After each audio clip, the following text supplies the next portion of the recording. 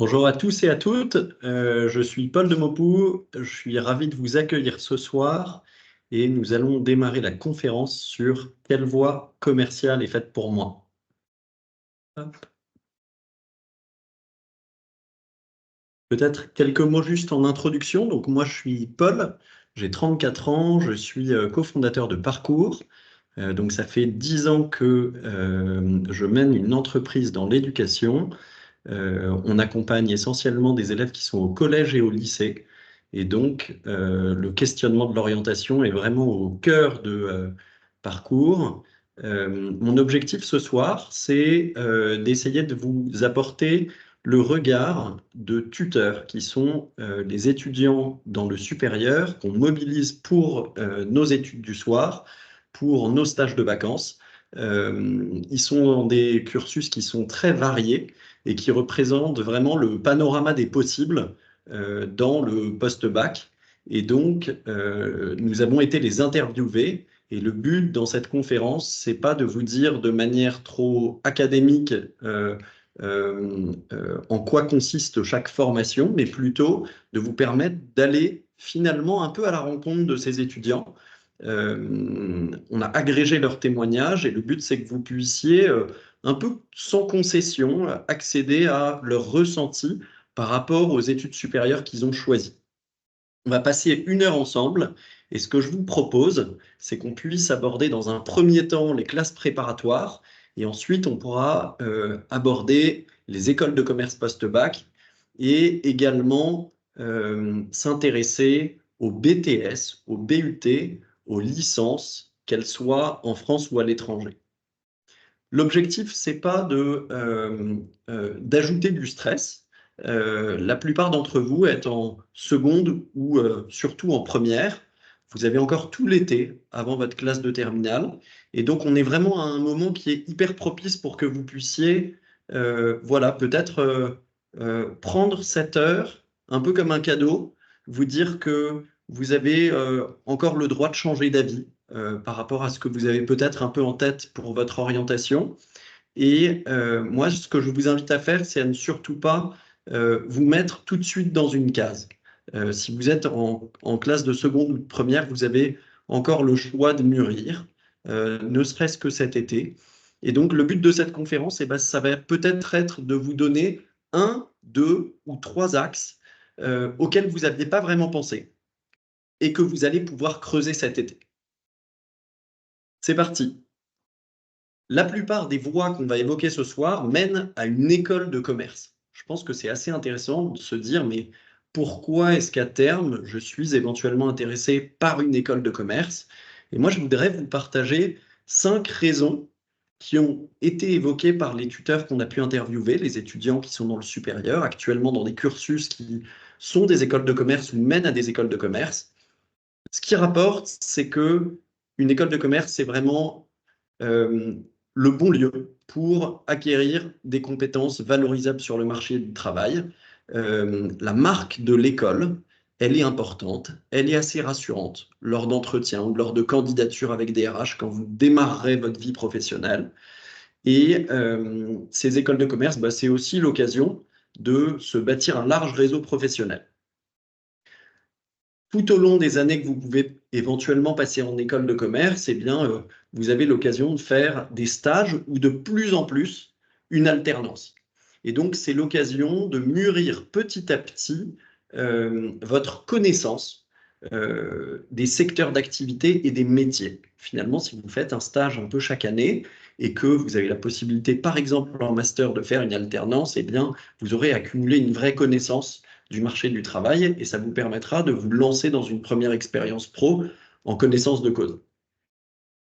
Ensuite, il y a vraiment la possibilité de s'ouvrir à l'international, évidemment, parce que certains stages, certains échanges sont proposés ou souvent même obligatoires à l'étranger.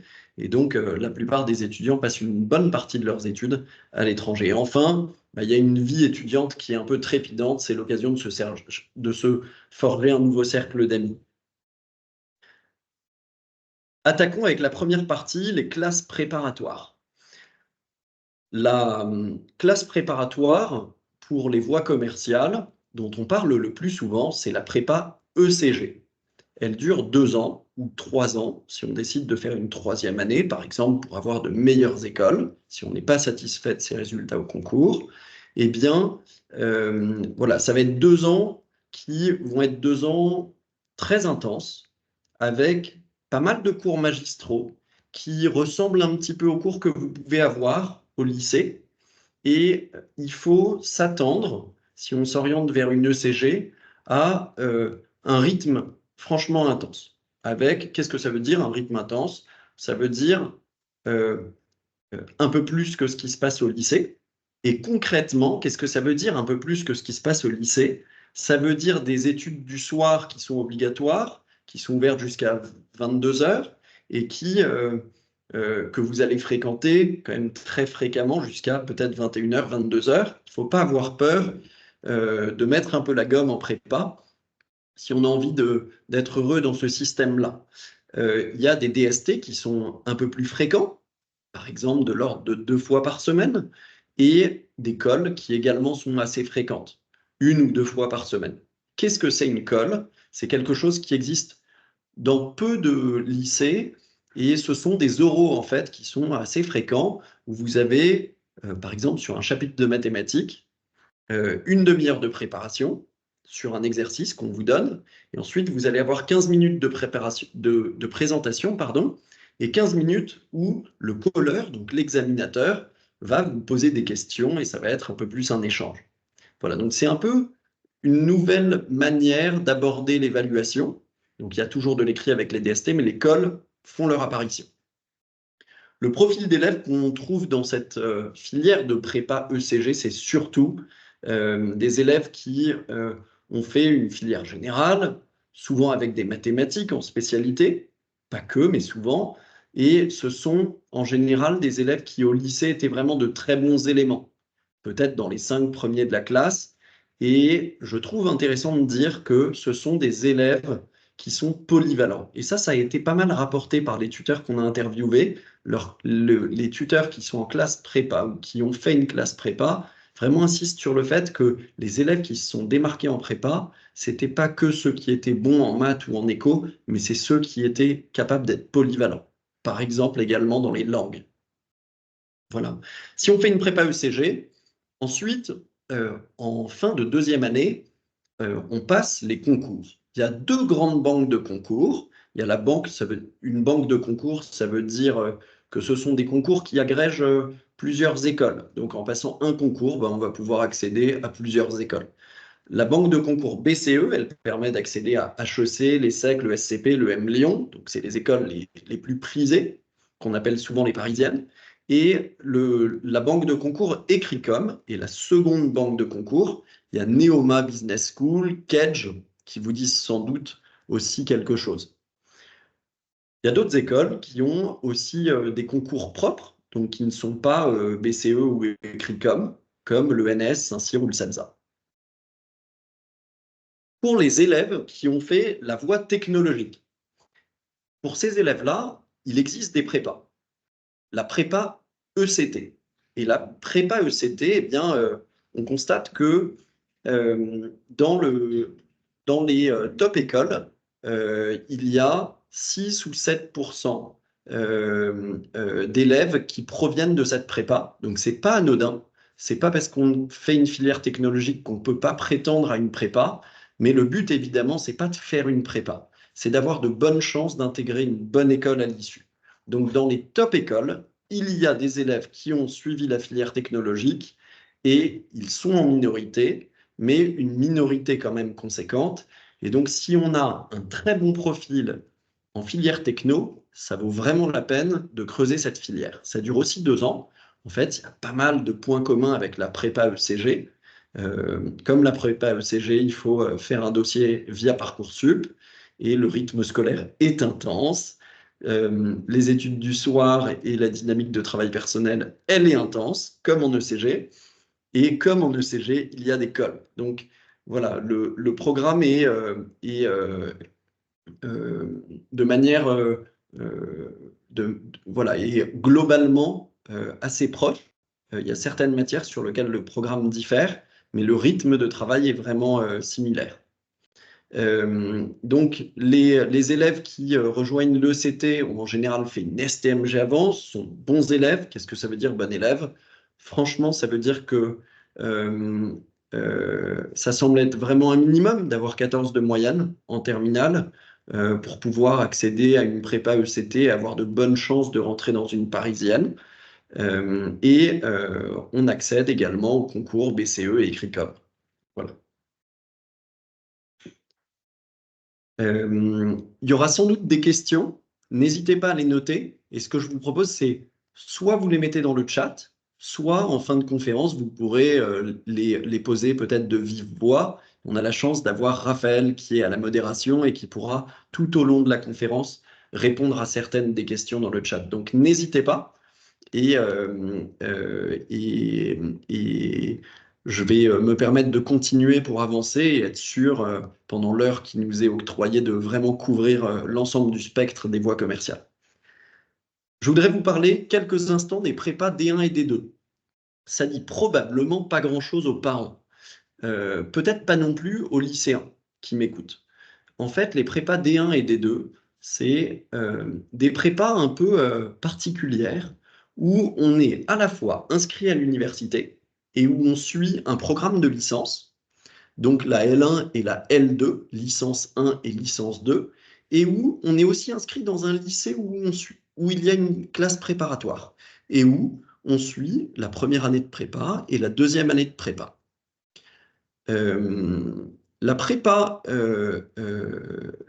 D1, c'est une prépa de droit et d'économie. Et la prépa D2, c'est une prépa d'économie et gestion.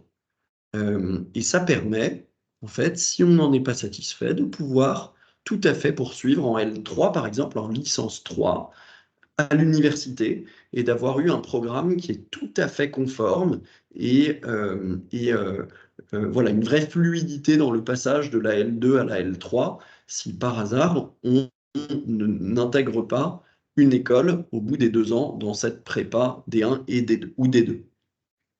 Le processus d'admission, donc, il est également sur Parcoursup, hein, sur dossier, et l'année de terminale. Je le disais, c'est un rythme hybride. Franchement, c'est intense parce que on a un rythme universitaire et un rythme de prépa à suivre à la fois. On constate que les élèves qui intègrent ce type de prépa sont bons élèves en terminale également. Voilà. Un petit témoignage d'étudiant, donc Thibaut qui a fait une prépa ECG.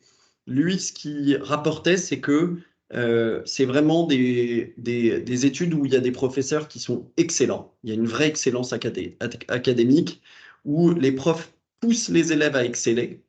Euh, euh, et euh, euh, dans des matières qui sont évidemment les matières clés, économie, mathématiques, par exemple, mais aussi en géopolitique, en langue. Donc voilà, il y a un spectre de matières abordées qui est assez large. Son regret à Thibaut, c'est que il n'y ait pas eu vraiment de possibilité de stage. Les stages ne sont pas obligatoires, ils sont encouragés pendant l'été, entre les 2 années de prépa. Mais c'est vrai que quand on a vécu une année très intensive de prépa, on n'a pas forcément envie d'aller faire un stage pendant son été. On a peut-être plus envie de profiter avec ses amis. Et donc, ce n'est pas la filière qui invite le plus clairement à découvrir le monde professionnel. Souvent, ça se fait plutôt après, en école. Donc, pour un profil d'élève qui se dit, moi, j'ai envie tout de suite de mettre un peu un pied dans le monde du travail à travers des stages, des alternances, bah, peut-être que c'est pas la voie royale. Et pour ce qui est de la vie étudiante, Thibaut disait qu'il y a assez peu de temps libre, mais qu'il y a une communauté d'apprentissage et une vraie ambiance de promo qui s'est instaurée. Mais voilà, c'est autour d'un projet quand même très studieux. Et donc, je pense, peut-être pour clore ce chapitre des prépas, qu'il faut être capable de faire une introspection, ça veut dire regarder un peu, voilà, faire le bilan à l'intérieur de soi et se dire, est-ce que je suis prêt à vivre pendant 2 ans à fond pour vraiment la matière scolaire? Est-ce que j'ai un profil un peu scolaire? Est-ce que je vais être heureux et est-ce que je vais m'épanouir et me dépasser en étant un peu challengé par les DST, l'école à un rythme un peu effréné? Est-ce que j'aime bien l'esprit de compétition ou est-ce que en fait c'est finalement quelque chose qui me réussit pas trop? Et dans ces cas-là, bah, peut-être qu'il faut que j'ouvre un peu les écoutilles sur la suite de la conférence. La deuxième partie va aborder les écoles de commerce post-bac. J'attaque direct avec le classement selon l'étudiant et le Figaro pour que vous ayez un petit panorama de quelles sont les écoles qui, selon l'étudiant et le Figaro, seraient les écoles du top 5. L'étudiant et le Figaro ne sont pas d'accord. Moi, j'ai ma petite idée aussi du classement. Mais ce qui est certain, ce qui en ressort, c'est que l'IESEG est toujours classé en numéro 1. C'est vraiment une très belle école qui a le vent en poupe depuis quelques années et elle est talonnée par l'ESCA dans les deux classements, donc respectivement en position 3 pour l'étudiant et en position 2 pour le Figaro. L'ESCA, à l'époque de nos parents ou de vos parents, c'était la première école. Aujourd'hui, elle s'est un peu faite remplacer par l'IESEG, mais on peut considérer que c'est deux écoles qui sont à peu près au même niveau. Et ce qui est intéressant, c'est que, eh bien, il y a d'autres écoles qui se démarquent. On va essayer d'en décortiquer quelques-unes à travers des témoignages d'étudiants dans quelques instants. Pour intégrer une école de commerce post-bac, en fait, il y a deux grands concours. Il faut essayer de retenir ces noms si vous vous intéressez aux écoles post-bac. Il y a le concours Access, qu'on passe en fin de terminale, et le concours Sésame. Ce sont deux concours dont je vais vous donner un peu les grandes caractéristiques. Pour pouvoir les passer, il faut s'inscrire via Parcoursup, et ce sont en fait des concours qui, je dirais, sont réservés à des élèves qui ont un niveau correct.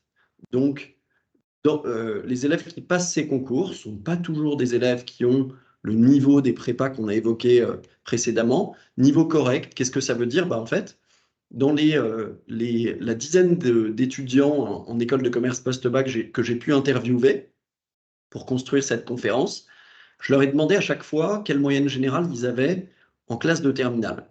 Et leur réponse, c'était entre 10 et 14, selon les cas. Donc, c'est assez intéressant de voir qu'en fait, dans les écoles de commerce post-bac, il y a un spectre assez large de niveaux. Et en fait, c'est aussi lié au fait que les élèves ont passé un concours et donc, c'est un concours qu'on peut plus ou moins réussir, un peu indépendamment du niveau qu'on peut avoir en terminale. Ça dépend de la préparation. Donc moi, mon grand conseil, c'est si vous voulez faire une école de commerce post-bac, la clé, c'est l'entraînement et c'est ça qui va distinguer un élève qui a 10 ou un élève qui a 14 en classe de terminale. Donc, le concours Access, il mène à 3 écoles, l'IESEG, l'ESCA et l'ESDES. L'ESDES, peut-être que vous en avez moins entendu parler, elle a un campus par exemple à Lyon. Mais l'IESEG et l'ESCA ont des campus à la fois à Paris et en province. Pour le concours Access, finalement, c'est peut-être pas inintéressant de se pencher 2 secondes sur les épreuves. En fait, les épreuves, ce sont surtout des QCM, donc en raisonnement logique et en maths, ainsi qu'en anglais. On peut se dire, OK, c'est un QCM, j'y vais les doigts dans le nez. En fait, c'est des QCM qui sont des QCM un peu complexes, à points négatifs, avec souvent les mêmes structures de questions. Donc, si on s'entraîne, on est rapide et on évite les erreurs. Et si on ne s'entraîne pas, en fait, la première fois qu'on fait un entraînement Access, en raisonnement logique maths, c'est pas si facile. Il y a une autre épreuve dont je voudrais parler qui est un peu l'épreuve emblématique du concours Access et qui, elle, n'est pas du tout abordée au lycée, sauf dans la filière technologique. Il s'agit de la synthèse. C'est l'épreuve littéraire, elle dure 3 heures et vous devez faire la synthèse d'un document, d'une dizaine de documents en fait, qui peuvent être des articles, des illustrations, voilà, différents types de documents, et vous devez les synthétiser en 350 mots. C'est une épreuve qui est assez technique, en temps limité. Vous n'y avez pas été entraîné par le passé, et donc il y a un vrai sujet pour réussir le concours Access, ça se travaille un peu en amont. Petit témoignage de la première école du concours Access, donc j'en parlais, c'est l'IESEG. Vincent, qui est actuellement en train de terminer son master à l'IESEG, racontait que la qualité des cours, elle est très bonne, qu'il a trouvé que c'était un peu théorique les 3 premières années, donc sur les années de licence, année 1, année 2, année 3 après le bac, et que lui, il s'est vraiment éclaté sur son choix de master. Donc le master, c'est les 2 dernières années, l'année 4 et l'année 5, et lui, il a choisi la supply chain. La supply chain, c'est la logistique en français, et donc c'est par exemple tout le chemin que va faire un produit entre sa commande sur Internet et le moment de sa livraison. Donc voilà, c'est travailler sur des flux, connaître ces flux, les optimiser. Et ça, c'est quelque chose qui l'a vraiment passionné. Vincent, il a eu l'occasion de faire pas mal de stages. C'est quelque chose qu'il a apprécié à l'IESEG.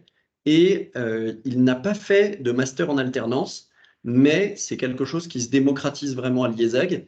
Et ça, c'est quelque chose d'hyper intéressant parce que, en fait, les écoles de commerce post-bac, ben, en général, elles coûtent à peu près 10 000 euros. C'est un vrai budget. C'est le coût annuel de l'école. L'école dure 5 ans. Mais en fait, si vous faites une alternance, ça veut dire que vous allez faire, par exemple, un master où vous allez passer la moitié du temps dans une entreprise et la moitié du temps dans l'école IESEG.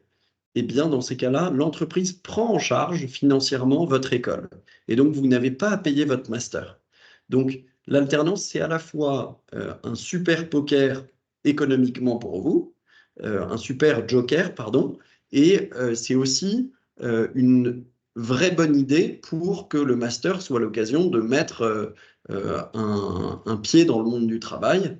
L'entreprise dans laquelle vous faites votre alternance, il y a de bonnes chances pour qu'elle vous prenne ensuite ou qu'elle vous propose un premier job. Ou en tout cas, le fait d'avoir fait une alternance vous voilà, consolide votre CV pour trouver votre premier emploi.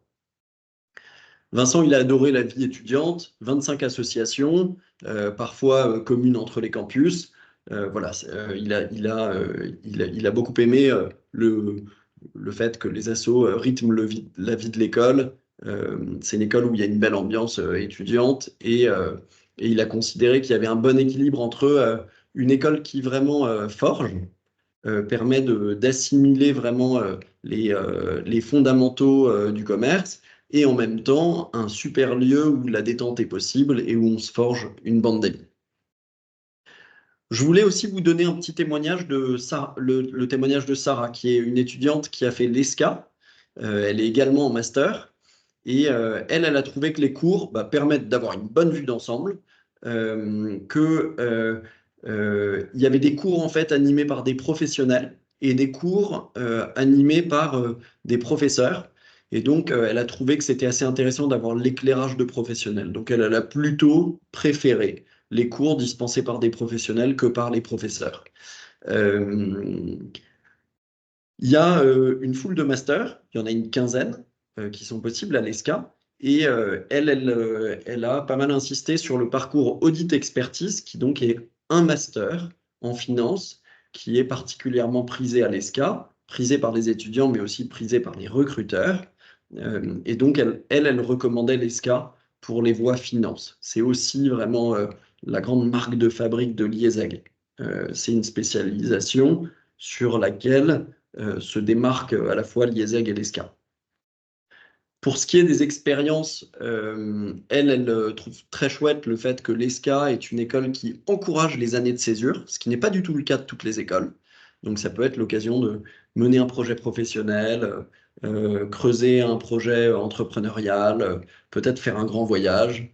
Et elle évoquait aussi le fait qu'il y a de plus en plus de place pour l'alternance en master, ce qui est quelque chose que les étudiants apprécient beaucoup.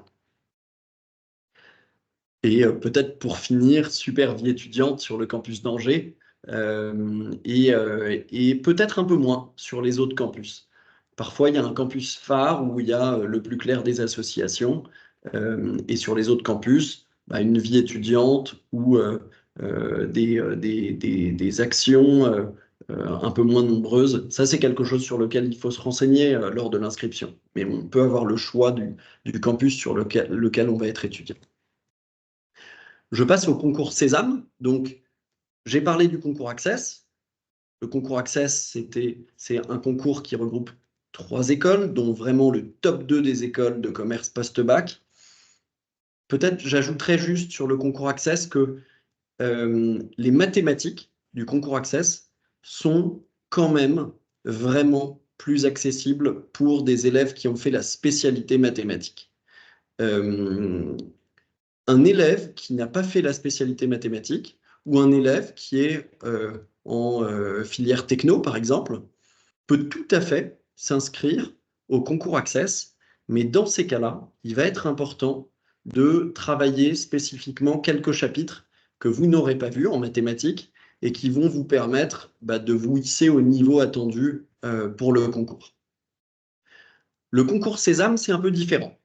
Dans le concours Sésame, il y a de bonnes écoles, on va les aborder, mais il n'y a pas le top 2 des écoles. Il n'y a pas l'IESEG, il n'y a pas l'ESCA.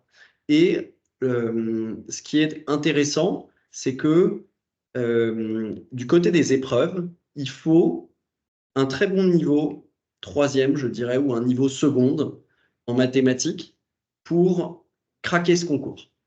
Le concours est donc un vrai cran en dessous du concours Access en termes de difficulté sur les mathématiques. Donc le concours Sésame, il ne faut pas hésiter une seconde, si on est en filière techno ou si on n'a pas fait spémat, à le tenter. Il ne faut surtout pas se censurer sur le concours Access et le concours Sésame, en tout cas pas sur le concours Sésame. Voilà, c'est dans vos cordes. Donc il y a pas mal d'épreuves, il y a plus d'épreuves dans le concours Sésame que dans le concours Access. Il ne faut pas s'en inquiéter. Donc, j'ai parlé des mathématiques. Il y a une épreuve d'enjeu contemporain. C'est un QCM, comme les maths d'ailleurs, comme les langues, comme les compétences digitales, comme l'analyse documentaire. En fait, vous n'avez que des QCM.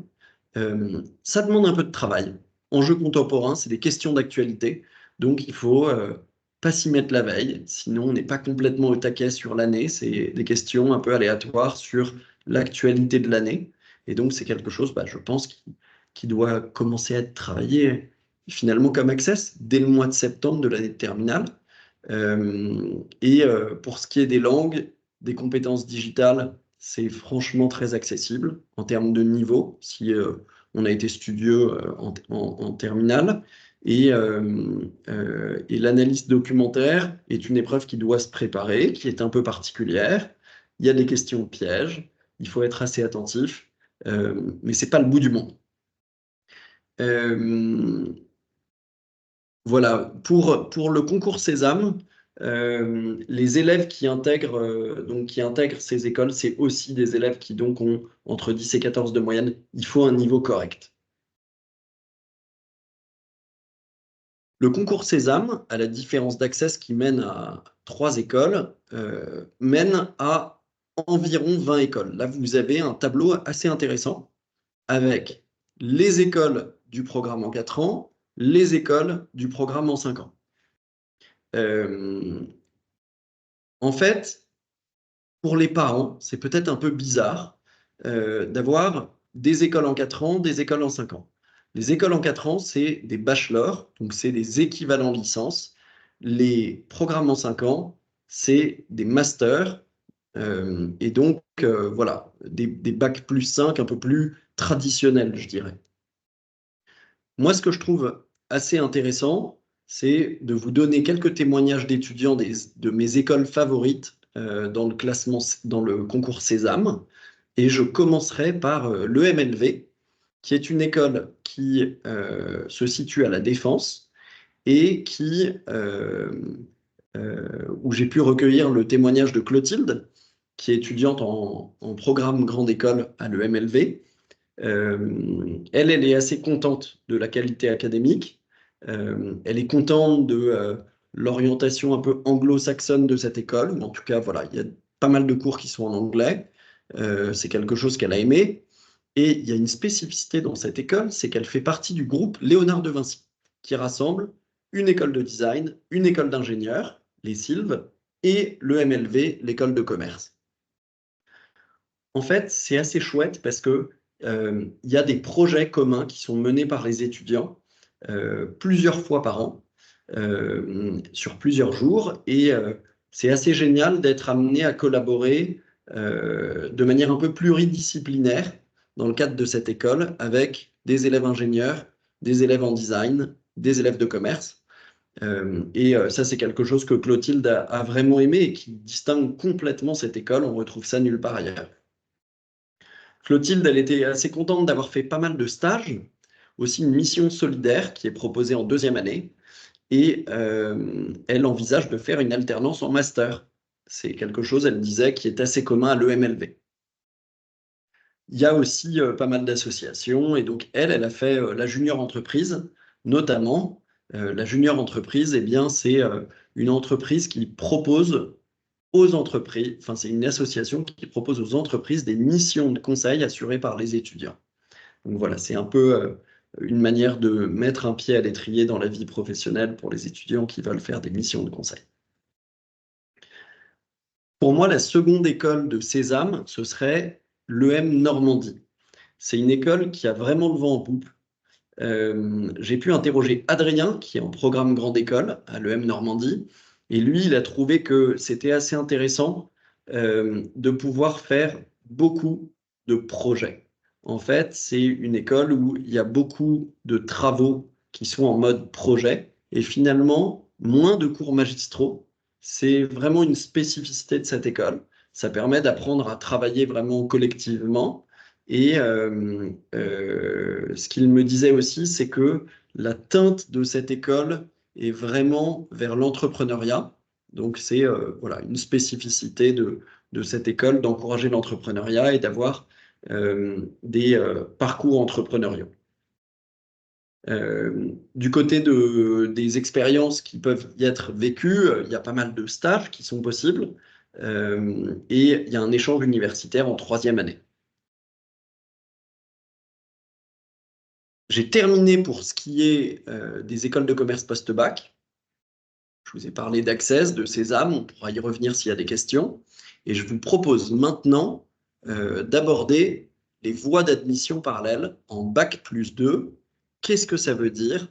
Ça veut dire que nous allons parler maintenant, dans un premier temps, des BTS. Les BTS, c'est des diplômes qui sont en 2 ans. Il y a pas mal de BTS qui sont possibles. Je vous ai mis quelques exemples. Il faut faire un dossier sur Parcoursup. C'est un rythme qui est assez proche du lycée pour les élèves qui se disent j'ai besoin d'un vrai cadre pour être assidu. Je suis assez rassuré par le fait d'être en groupe classe avec quelque chose qui sera de l'ordre un peu du déjà connu, déjà vu. Voilà, vous aurez un groupe classe de 30, un rythme assez proche du lycée en termes horaires. Il y a pas mal de stages qui sont proposés. Donc c'est vraiment le BTS, c'est un chemin qui est professionnalisant, qui permet à des élèves qui ont envie de toucher du concret assez rapidement. Et je le dis vraiment pas péjorativement, mais c'est des élèves qui vont avoir une longueur d'avance sur la connaissance des secteurs d'activité ou bien la connaissance des différents métiers. Il y a un vrai cadre d'accompagnement dans l'établissement, donc avec une équipe pédagogique qui peut ressembler un peu à ce que vous avez au lycée. Bon, il y a quand même plus de liberté, bien sûr, vous êtes dans le supérieur, mais il y a des similitudes. Les élèves, ils viennent de filières assez variées, donc il y a des élèves qui viennent de filières générales, d'autres qui viennent de filières techno. Il faut un niveau correct. Qu'est-ce que ça veut dire? Ça veut dire que il faut voilà, probablement 12 de moyenne pour avoir un BTS qui fait partie des BTS les mieux classés. Et il faut être un peu polyvalent. Je vous parlerai très brièvement de 2 BTS qui sont assez prisés. Donc, il y a le BTS Commerce International et le BTS MCO, Management Commercial Opérationnel. Tanguy a fait, lui, un BTS commerce international. Et donc, ce qu'il me disait, c'est que les cours qui sont dispensés, ils sont très variés. Voilà, on a des matières assez différentes. Et ça permet d'avoir une vision d'ensemble de la fonction commerciale au sein d'une entreprise. Ça permet de comprendre un peu qu'est-ce que c'est qu'un service RH, qu'est-ce que c'est qu'un service logistique, qu'est-ce que c'est qu'un service facturation. Voilà, il y a un aspect assez pratique que Tanguy a vraiment apprécié. Ça a été l'occasion, ce BTS, pour lui de très vite partir 2 mois à l'étranger. Et donc, ce stage qui était imposé en première année, eh bien, l'a un peu sorti de sa zone de confort et il a beaucoup apprécié aller à l'étranger et avoir une première expérience de stage qui a été très positive. Tanguy disait que l'ambiance est très proche de celle qu'il pouvait avoir vécue au lycée et qu'il y a des attentes scolaires et un cadre qui sont assez proches du lycée, c'est ce que je vous disais tout à l'heure. Donc, le BTS, il se fait dans un établissement qui s'appelle un IUT. Peut-être que c'est encore un peu du charabia pour vous, ou peut-être pas.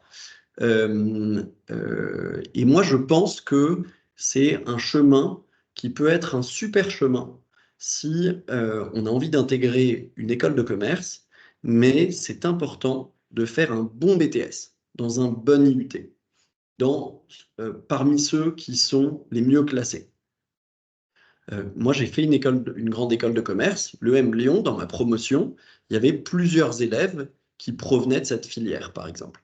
Mais ils provenaient tous de très bons IUT. Donc, ça me paraît très important d'être exigeant dans vos candidatures, si vous faites un BTS ou si vous allez en IUT, de vraiment choisir un bon IUT. Si vous êtes dans des IUT très secondaires, le risque est que votre dossier ne soit pas suffisamment regardé par les admisseurs dans le cadre des concours pour les écoles.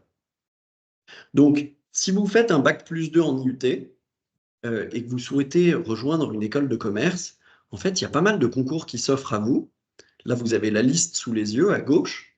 Il y a Access en admission parallèle. Je vous parlais de l'IESEG, de l'ESCA, de l'ESDES. Donc, c'est possible de rejoindre ces écoles en passant ce concours Access. C'est possible de passer le concours Passerelle 1, qui rassemble 6 écoles, dont l'EM Normandie et Excelia. Je ne vous ai pas parlé d'Excelia tout à l'heure, mais on a évoqué l'EM Normandie, qui fait partie du concours Sésame, tout comme Excelia. C'est possible de passer Écricom, tremplin 1, avec 5 écoles, comme l'EM Strasbourg, Neoma, Kedge, qui sont des bonnes écoles de commerce, dont vous avez sans doute entendu parler, et Ambition Plus. Les épreuves, c'est le TAGE 2, donc ça c'est de la logique, le TOEIC, qui est un test d'anglais, et votre dossier scolaire. Donc ça, c'était finalement les possibilités pour faire des admissions parallèles si on a fait un bac+2. Et donc le bac+2, en général, c'est un BTS au sein d'un IUT. La troisième partie, c'est les voies d'admission parallèles en bac+3. Et il y en a un peu plus. Il y a les licences, évidemment. Une licence, c'est 3 ans après le bac. Donc c'est ce qu'on appelle un bac+3. On peut faire sa licence dans une université privée, mais surtout en général dans une université publique. Pour rentrer en licence, il faut faire un dossier via Parcoursup. Le rythme des cours, il est un peu moins important qu'au lycée, mais il y a pas mal de travail personnel à réaliser à côté. On a une très grande autonomie et donc, il y a certains élèves pour qui ça ne pose pas de problème. Et il y a d'autres élèves qui ont un peu de mal à s'y mettre, qui ont un petit peu de mal dans un contexte, un cadre où ils ne vont pas être trop suivis. Voilà, il ne faut pas s'attendre à ce que l'université vienne toquer à votre porte pour vous demander de travailler plus et en vous disant au premier trimestre que les voyants sont un peu au rouge pour la suite. Ce n'est pas vraiment le système. Donc, on est très loin du système de suivi que beaucoup d'entre vous avaient dans le cadre de vos lycées, où finalement, dès qu'il y a un petit peu de déviance, vous êtes avertis, encouragés à revenir un peu dans le sérail. La licence, je pense que voilà, il faut être hyper autonome pour réussir dans une licence, en tout cas une licence publique. Il y a des élèves qui viennent de toutes filières. Et si j'insiste un peu sur le fait que c'est peut-être pas si facile de suivre le fil de la licence, je peux vous donner un exemple, mais il y a quand même 50% des élèves qui font une licence de droit qui, à la fin de la première année, se réorientent. Bon, souvent, ils se réorientent parce qu'ils n'ont pas eu leur première année. Donc, voilà, il y a un peu un sujet de réussir à tenir la route dans un contexte où on est moins suivi que dans d'autres filières. Il y a des élèves de tout niveau je vous donne quelques exemples de licences là en bas de l'écran. Moi, mon conseil, c'est d'essayer de regarder au maximum les doubles licences.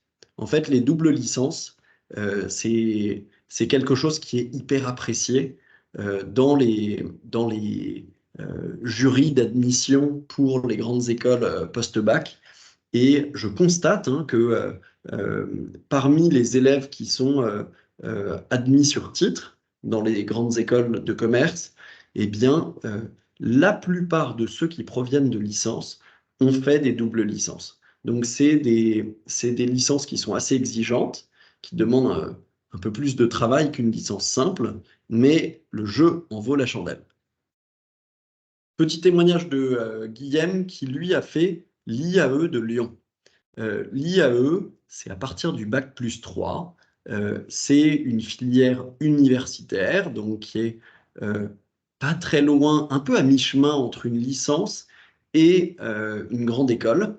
Lui, il a beaucoup aimé les cours dispensés par des profs qui qualifiaient d'experts. Il a trouvé que c'était aussi l'occasion de découvrir le monde professionnel. Il a trouvé ça chouette de pouvoir faire un stage chaque année. Euh, il y a une multitude de clubs et d'associations qui permettent de découvrir des activités sportives, culturelles. Enfin voilà, lui a vraiment apprécié l'IAE. Et peut-être que cet été, ceux qui ne savent pas ce que c'est qu'un IAE, ça vaudrait le coup de jeter un coup d'œil. Et en fait, l'IAE, c'est à partir du bac+3. Et c'est des études qui sont universitaires, mais qui ont un peu une reconnaissance au niveau des écoles de commerce et qui permettent, après 2 ans de licence, d'intégrer voilà, un IAE. Et ensuite, de l'IAE, on peut éventuellement rejoindre, par exemple, une école de commerce. Voilà. Il n'y a pas que les licences qui permettent ensuite de faire des admissions parallèles pour les grandes écoles. Il y a aussi les BUT ou les BUT. Le BUT, il se fait dans un établissement qui s'appelle l'IUT. Et c'est un diplôme en 3 ans. Le BUT, ce n'est pas la même chose qu'un BTS. On a parlé du BTS tout à l'heure. Le BTS, c'est en 2 ans. C'est autre chose. Là, le BUT, c'est un diplôme niveau licence en 3 ans. Vous avez quelques exemples d'IUT à gauche. Et le dossier pour rentrer en IUT, il se fait via Parcoursup. En IUT, il y a voilà, un bon équilibre entre théorie et pratique. Il y a des stages réguliers, il y a des élèves qui viennent de toutes filières et il y a des élèves de tout niveau. Il faut être assez autonome et je vous donne quelques exemples en bas de cette slide de BUT pour vous donner voilà, une petite idée de ce qu'on peut y faire ou de quelques intitulés de BUT classiques. Petit témoignage de Claire, qui elle a fait un BUT Tech Deco. Elle a trouvé que les enseignants étaient assez passionnés et expérimentés, qu'il y avait pas mal de projets pratiques qui étaient au cœur de la formation et qui permettaient d'appliquer assez rapidement ce qu'on apprenait en cours. Elle a beaucoup aimé le fait de faire un stage chaque année, chaque fois un peu plus long, et que c'était aussi l'occasion de mettre en pratique ce qu'ils apprenaient en cours. Et dans le cadre de la vie étudiante, elle me disait qu'il y a de nombreux événements culturels, sportifs, organisés par l'IUT, et que ça permet de créer une ambiance de promo vraiment sympa, où il y a pas mal de projets extrascolaires. Donc on a parlé sur les programmes en 3 ans, des licences à la faculté en France. On a parlé du BUT, qui est aussi un programme niveau licence en 3 ans et qui permet également de faire les admissions parallèles. Il y a aussi les universités à l'étranger. Les universités à l'étranger, je voudrais peut-être déjà vous parler du Royaume-Uni.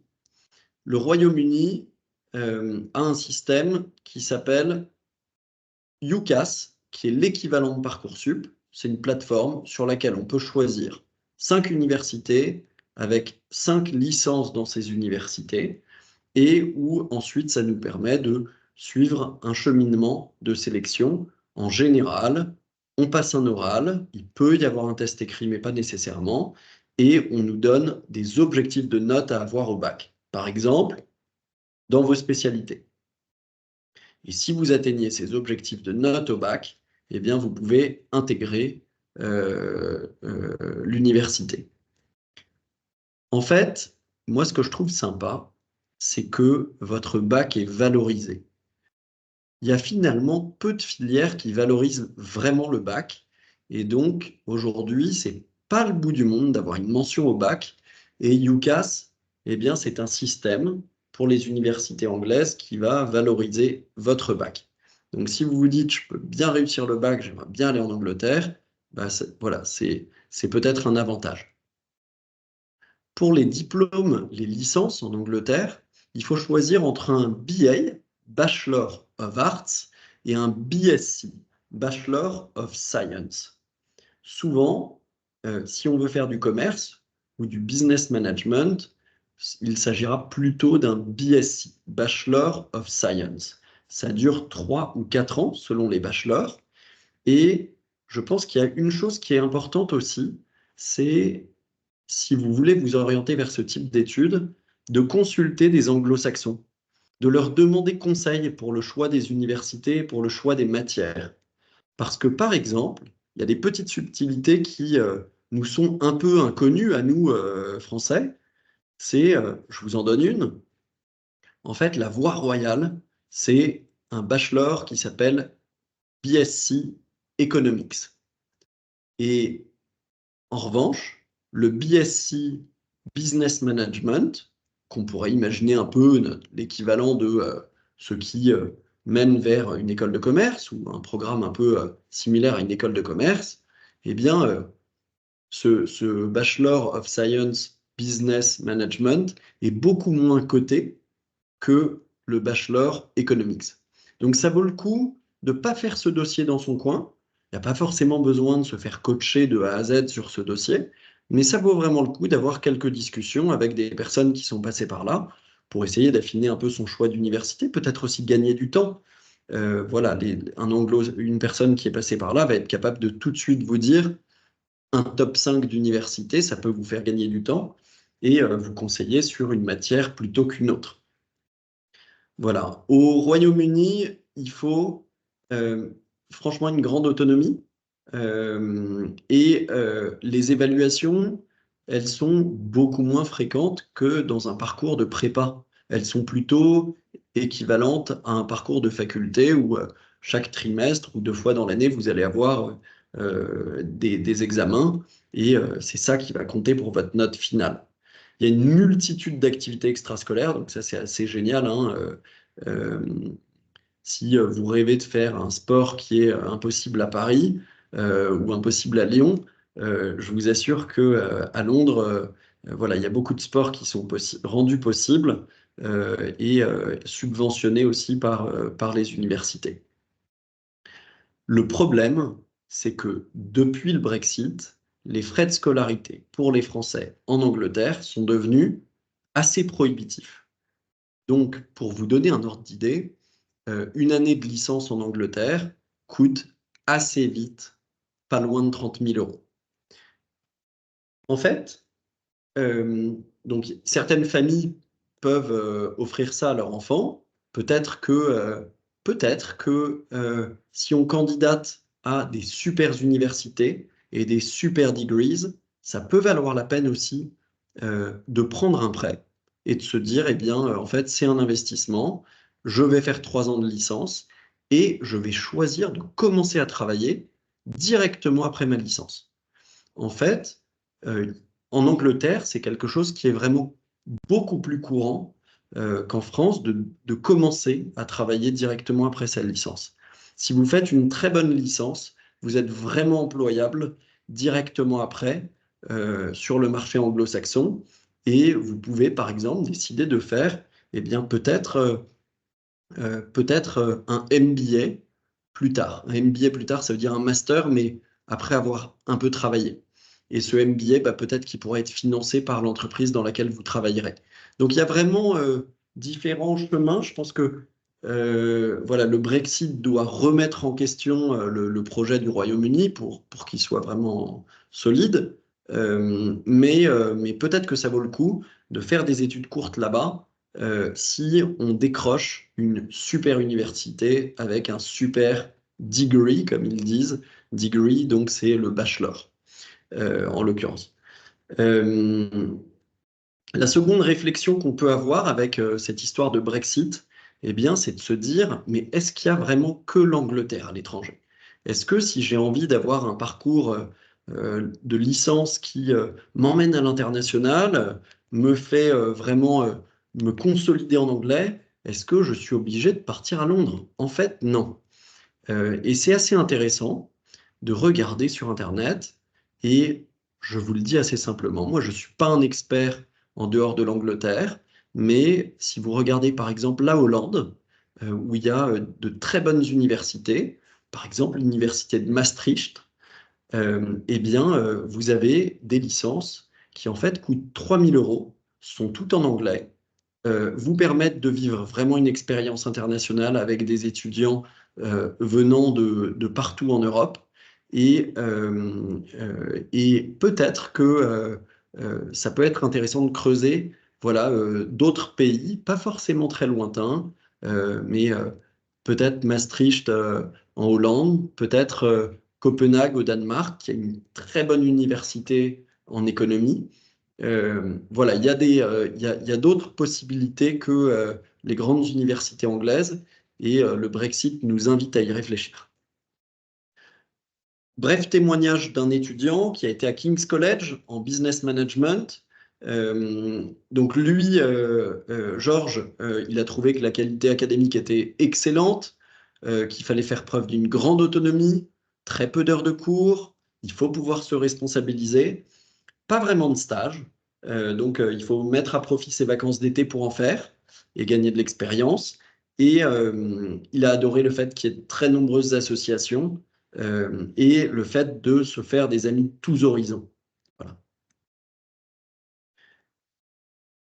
Je reviens en France et si on fait un parcours donc, de licence, un BUT ou bien une licence à l'étranger, eh bien, on peut passer différents concours pour rentrer après cette licence dans une grande école de commerce en France.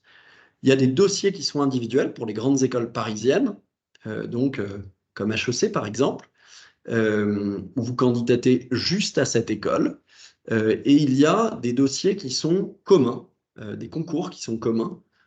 Donc, il est toujours possible de passer le concours Access, on en parlait tout à l'heure, en Bac+3, pour rejoindre le master de l'IESEC, de l'ESCA ou de l'ASDES. Il est possible de passer Passerelle 2 avec 6 écoles, l'EM Normandie, Excelia, etc. Écricom Tremplin 2 et Ambition Plus. Et les épreuves ressemblent à ce que j'évoquais tout à l'heure pour les Bac+2, le Taj-Maj, qui est une épreuve de logique, le TOEIC, une épreuve d'anglais, et il faut également déposer son dossier scolaire. Voilà, je vous remercie beaucoup pour votre attention. Je suis à votre disposition s'il y a quelques questions auxquelles on n'a pas pu répondre dans le chat. Et si vous souhaitez un peu plus de renseignements sur une filière, Moi, je suis particulièrement un spécialiste des écoles de commerce post-bac et des études en Angleterre. Je serais ravi de prendre quelques instants avec vous par téléphone. N'hésitez pas à scanner ce QR code pour en faire la demande. Je vous remercie beaucoup pour votre attention et je suis à votre disposition pour les questions.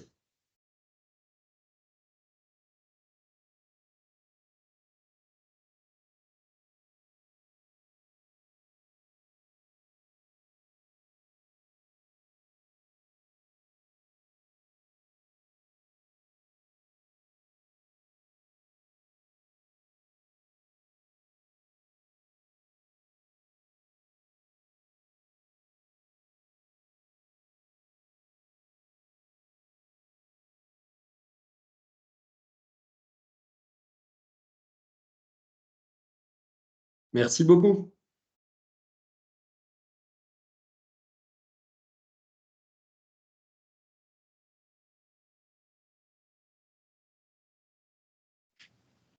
Bonsoir, merci pour votre présentation. Je voulais poser une question sur les BBA des écoles type ESSEC, Lyon Oui, ou HEC. je vous en prie. Quel est le parcours là pour ce type de formation qui a l'air de se développer et qui n'existait pas à l'époque des vieux? Alors, en fait, ces BBA sont un peu des nouveaux formats proposés par les écoles. Ce que je peux faire, c'est peut-être revenir rapidement euh, à la slide où il y avait le détail de ces BBA, qui sont des programmes en 4 ans, qui sont là, qui sont donc sur la gauche de l'écran, qui sont des programmes qui sont équivalents licence. Donc je pense qu'il faut bien avoir en tête qu'il s'agit de 4 ans, mais qu'on finit avec un grade de licence. Et c'est en quelque sorte un peu un nouveau produit des écoles de commerce qui est un chouette parcours et moi qui me semble être peut-être particulièrement intéressant s'il peut être intégré dans une top école.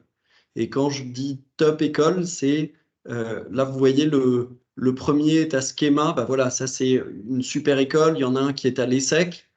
Euh, je pense que ces BBA peuvent être l'occasion d'avoir le nom d'une top école. Il ne faut pas croire non, quand même que c'est voilà, le Master in Management grande école. C'est un autre parcours, mais c'est des formations de qualité et ça peut être l'occasion d'accrocher quand même un grand nom. Je pense qu'il faut oser le dire. En revanche, je vous invite à être assez vigilant quand même sur les frais de scolarité, parce que les frais de scolarité pour le BBA, par exemple, de l'ESSEC, sont quand même particulièrement élevés. Et donc, à choisir, je pense qu'il vaut mieux bien préparer l'IESEG que de ne viser que le BBA de l'ESSEC. Et est-ce que le niveau de maths demande maths spécialité ou avec un maths complémentaire, ça passe? Ouais, non, non, non. Surtout, ça me paraît hyper important de ne pas euh, euh, ça me paraît hyper important d'oser. Ce n'est pas un critère. Ce n'est pas un D'accord. critère. Sur le concours Sésame, ce que je disais tout à l'heure, donc pour toutes les écoles que vous avez sous les yeux, il faut le niveau seconde en maths. Et donc, il n'y a pas vraiment de question de maths complémentaires ou spécialité maths. C'est plutôt dans le concours Access pour rejoindre l'IESEG, l'ESCA et l'ESDES que la spécialité maths est un bon avantage et que si on n'a pas fait la spécialité maths, en septembre de terminale, ça vaut le coup d'identifier les 5 chapitres qu'il va falloir assimiler en maths et qui n'ont pas été vus pour être capable d'avoir de bonnes chances au concours. Donc, je reformule, ce n'est pas un must, mais il faut être sûr de compenser un peu. Et Oui, si l'élève ou l'enfant, enfin l'adulte, le jeune adulte, est bon dans les autres matières, ça peut passer. C'est ça ce que vous dites? oui, tout à fait. OK. Tout à Merci fait. beaucoup. Merci Je beaucoup. vous en prie. Et je vois une question d'une personne connectée qui demande si on propose des prépas au concours en année de terminale. Et oui, tout à fait. On a lancé une prépa qui est menée par deux jeunes professeurs de l'ENS, l'un en sciences et l'autre en lettres. Et c'est un format d'une semaine assez intensive qui permet, soit à la Toussaint, soit à Noël, soit en février, de se préparer aux écoles de commerce post-bac et donc de se préparer à la fois au concours Access et au concours Sésame.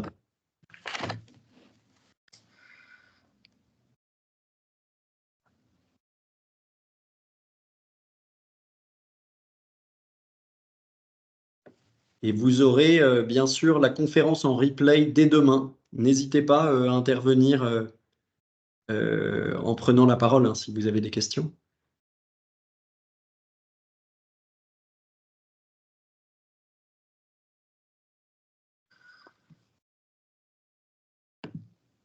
Et qu'est-ce que je conseille comme prépa pour les écoles post-bac?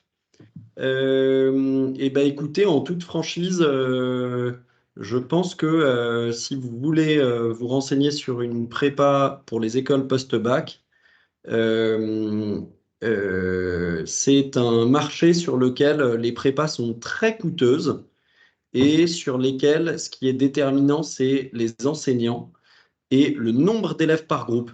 Et donc, nous, eh bien, on a une prépa qui est accessible financièrement, qui coûte de l'ordre de 800 € pour une grosse semaine. Et les élèves sont 20 maximum. Et donc, avec ces deux enseignants de l'ENS, je pense que c'est difficile de trouver mieux ailleurs. Donc, n'hésitez pas, si vous souhaitez, vous pouvez nous envoyer un petit mail et on pourra vous donner tous les éléments qui sont aussi accessibles sur notre site parcours.fr. Euh, oui, vous pourrez tout à fait avoir le support de la présentation ainsi que le replay. Vous allez recevoir automatiquement le replay par mail dès demain. Si vous souhaitez le support, il faudra répondre au mail que vous allez recevoir pour demander spécifiquement le support.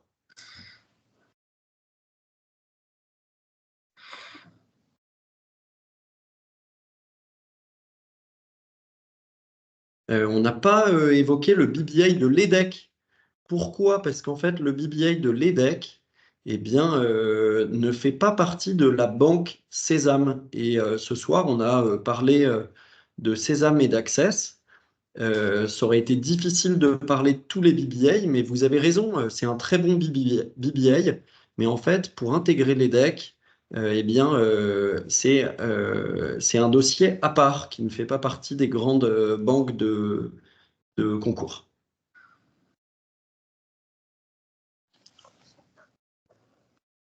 Je dois dire avec humilité que je ne suis pas un spécialiste pour les cursus liés au management sportif.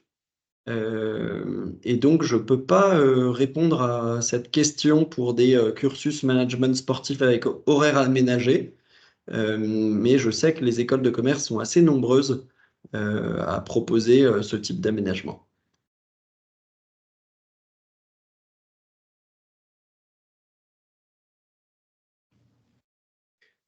Quelle moyenne générale pour arriver à entrer dans une prépa ECG?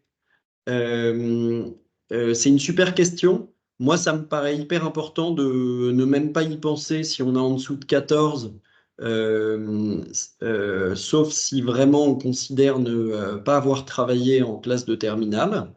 Je pense qu'il faut un peu d'humilité et faire une introspection pour voir si on en a encore sous la pédale.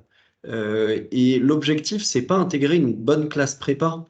L'objectif, c'est avoir une super école à l'issue de la classe prépa en étant parmi les meilleurs au concours. Et donc je pense qu'il voilà, faut être super humble et se dire est-ce que je vais révéler mon plein potentiel en étant un peu sous pression avec un gros rythme scolaire? Est-ce que je suis heureux et je vais m'épanouir dans une dynamique quand même très scolaire, assez intensive pendant 2 ans, peut-être 3 si je cube? Et si c'est le cas et qu'en plus on a un bon 14 de moyenne, dans ces cas-là, il faut vraiment faire un dossier pour une ECG.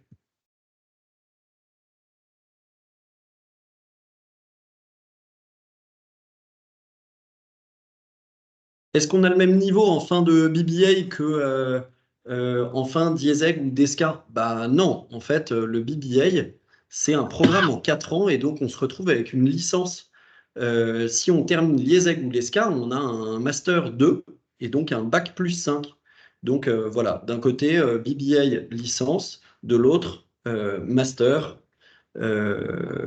C'est pas pareil.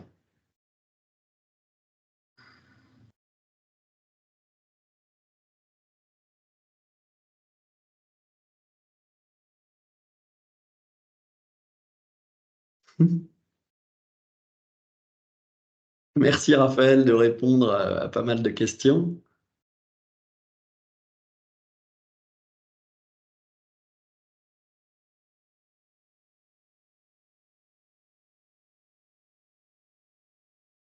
Quelles sont les possibilités d'étudier avec des spécialités en SES anglais? En fait, franchement, la spécialité maths, c'est un prérequis pour rentrer dans des écoles d'ingénieurs, hein, mais pas dans des écoles de commerce. Et donc, la plupart des chemins que j'ai évoqués ce soir sont accessibles pour quelqu'un qui a choisi en spécialité SES et anglais. Donc, vraiment, rassurez-vous. euh, ne vous lancez pas dans une voie où vous arriverez difficilement au bout du chemin. Donc en fait, si vous n'êtes pas très scolaire, si vous travaillez déjà à fond et que vos résultats ne sont pas incroyables en classe de première, bah, je pense qu'il ne faut pas faire une ECG. Mais c'est pas parce que on n'a pas la spécialité maths qu'on doit se dire finalement je ne suis éligible à aucune filière, quoi. Donc vraiment, enfin voilà, n'hésitez pas à bien regarder les prérequis pour chaque voie et la spécialité maths n'est pas du tout un prérequis pour toutes les voies qu'on a évoquées ce soir. Que peut-on faire après un BBA? Bah, en fait, on peut faire un peu la même chose que après une licence.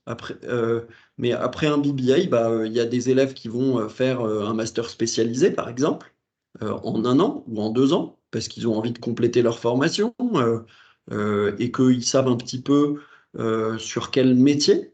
Donc, on peut avoir envie de se spécialiser en RH ou en finance, donc faire un master spécialisé dans ce domaine. Mais on peut aussi avoir envie de commencer à travailler et se dire, bah tiens, je vais travailler pendant 2 ans parce qu'en fait, je ne sais pas exactement ce que je veux faire à terme. Et puis, au bout de 2 ans, se dire, ah, quand même, avec un master, bah, peut-être que je pourrais avoir des prétentions salariales plus élevées. Donc, bah, peut-être postuler après 2 ans bah, à un MBA, par exemple. Ça peut être une idée super maligne. Donc, voilà, il y a pas mal de choses qu'on peut faire avec un BBA. Et comment sont appréciés les BBA chez les recruteurs? On n'est pas discriminé avec un BBA, mais les salaires de... C'est intéressant de regarder que les salaires de sortie de BBA ne sont pas aussi élevés que les salaires de sortie de master, si on compare voilà, entre de bonnes écoles. Donc, je pense que, en fait, quand on passe les concours Access et Sésame, on se retrouve à avoir le choix. On va peut-être être admis à l'ESCA et au BBA ESSEC. Eh bien, dans ces cas-là, moi, je pense que je privilégierais l'ESCA, qui coûte moins cher, qui permet d'avoir un grade de master et qui permet en fait de faire le master en alternance. Donc finalement, le master, vous ne le payez pas. Donc finalement, bah, pour un peu moins cher, vous vous retrouvez avec un bac plus 5 à l'ESCA plutôt qu'avec un bac plus 4 niveau licence avec un BBA ESSEC.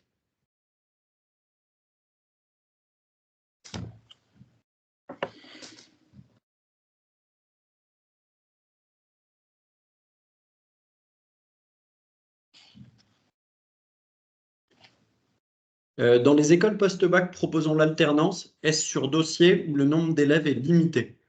C'est une super question. En fait, l'alternance, elle est en train de se démocratiser à fond. Et donc, vos enfants, le temps qu'ils arrivent en master, il est quand même vraisemblable que ça devienne complètement la norme de faire une alternance.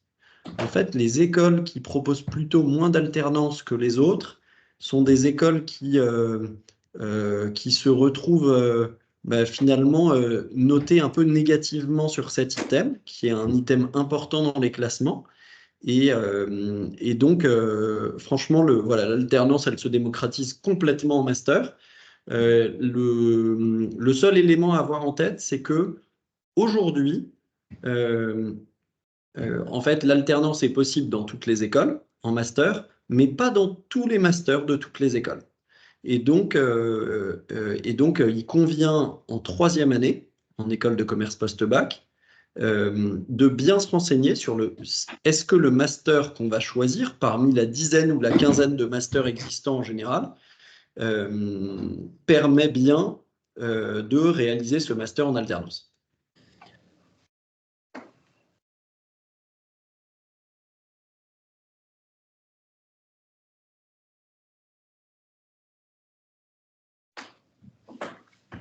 Serait-il intéressant de faire un BBA puis un master dans une autre grande école de commerce? C'est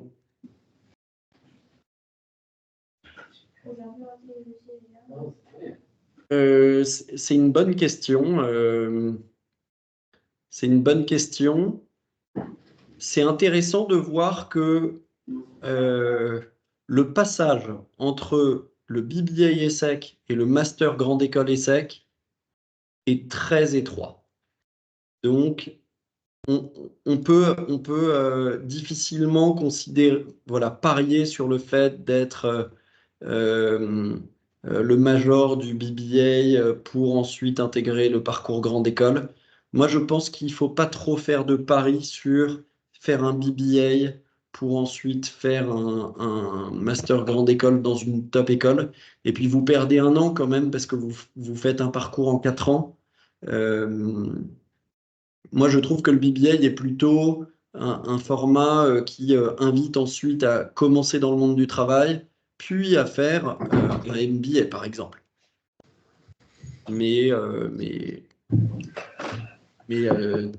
voilà. Voilà, je vous remercie beaucoup. Si j'espère avoir répondu un peu à toutes les questions.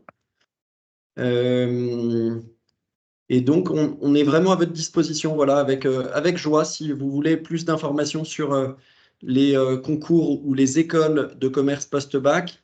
On organisera d'autres conférences en début d'année scolaire prochaine pour vous permettre de bien anticiper toutes ces échéances. Vous avez pas mal d'informations sur notre prépa sur notre site internet. Et si vous voulez échanger quelques instants gratuitement pour affiner votre projet à l'international ou pour une école de commerce post-bac, c'est vraiment avec grande joie. Bonne soirée à tous et à toutes.